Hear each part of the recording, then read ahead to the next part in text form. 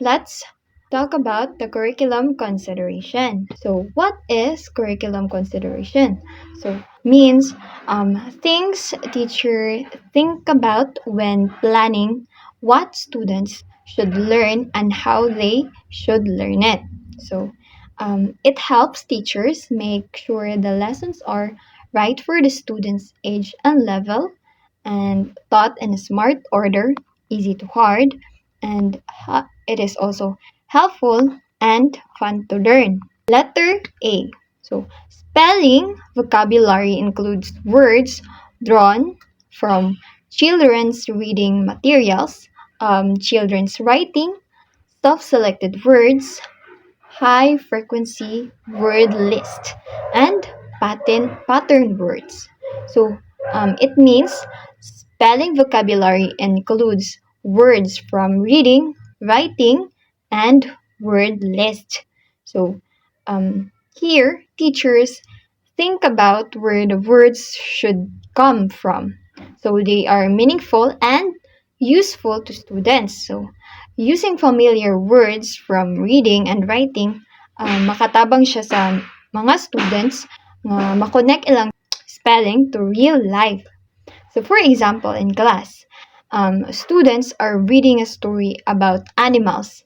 So they learn the spelling of words like tiger, lion, monkey, or any nga mga animals nga mabasa nila dito they can use them in their own writing.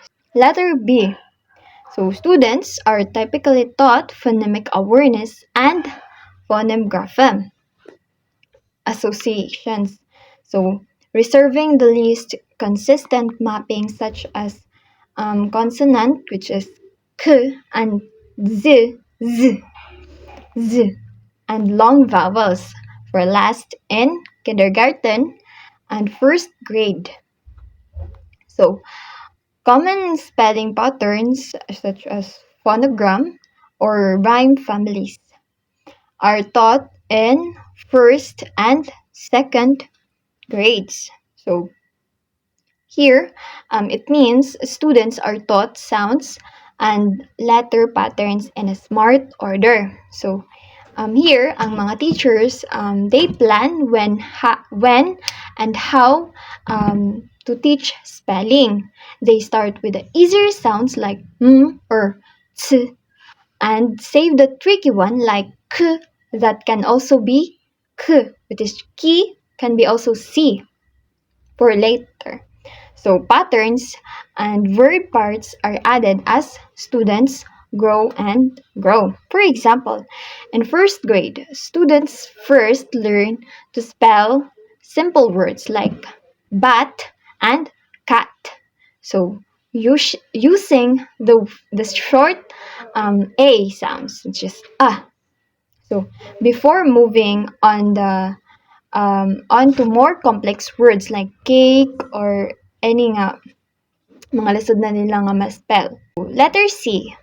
Here, students are taught systematic and effective strategies for studying new spelling words. So, and mnemonic spelling links, multi-sensory strategies. So, it means students learn fun and helpful ways to remember spelling. So, teachers choose strategies that help the students remember the spelling, like songs, rhymes, action, or pictures, making learning fun and easier. So, for example, to remember how to spell because, the teacher uses a fun rhyme like big elephants can always understand small elephants. So, makita niyo dito sa big, which is ang B, sa elephants, which is E, and then sa can, makita niyo dito ang C, ang always is A, understand, dito makita niya ang U, small, dito ang S, and then elephants, which is E. Then makombine to niya ang mga first letter ato nga mga words. It is spell because. Letter D. So previously taught spelling words are periodically reviewed to promote retention. So it means old spelling words are viewed often. So here, teachers plan time to go back and practice so students don't forget what they learned. So this helps with long-term memory. So makadevelop ni og long-term memory. For example, every Friday the teacher has a spelling game where kanang ang mga students mag-spell og words from the week before to mga gipang spell na nila before. Like kung nag-spelling sila sa atong niagi og dog, house, and ball. Ilahan ang ibalik to keep them fresh in their memory. Para ma-restore pa nila dito sa ilahang memory itong daan nila nga spelling. So letter E. Correct use of spelling vocabulary in students' written work is monitored and reinforced. It means students' spelling is checked when they write.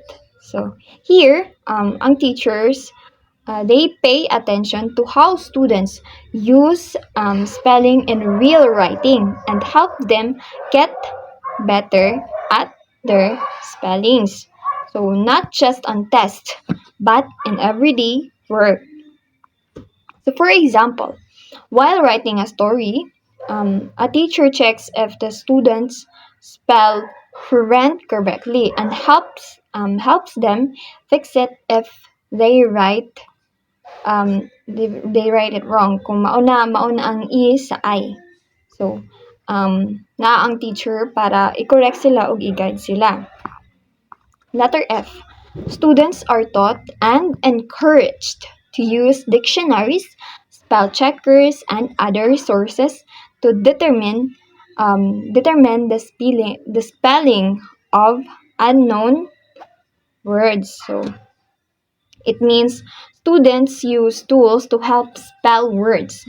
So here, that teachers teach the learners how to be independent spellers by using dictionaries, spell checkers, and asking for help when needed. So for example, a student is unsure how to spell receive. So they'll look it up in a dictionary. Kailangan nila din sa dictionary kung ang ilang spelling is correct ba or mali. Letter G. Spelling demons and other difficult words are posted on wall chart. So here, it means ang mga tricky words isulat dito sa wall or sa blackboard for everyone to see. So ang teacher here is teachers support learning by putting up reminders for hard words. So students can check them anytime. So for example, words like through, though, and because are posted on the wall. Isulat ito sa blackboard or any nga mga nga pwede maka-remind sa students o dali ra nila makitaan.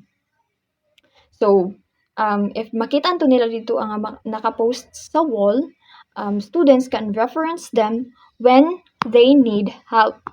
All in all, so ang curriculum considerations are like a teacher's smart plan to make sure nga ang spelling is taught in a way that's clear, helpful, fun, and makes sense for growing learners. For me, everyone, thank you for listening.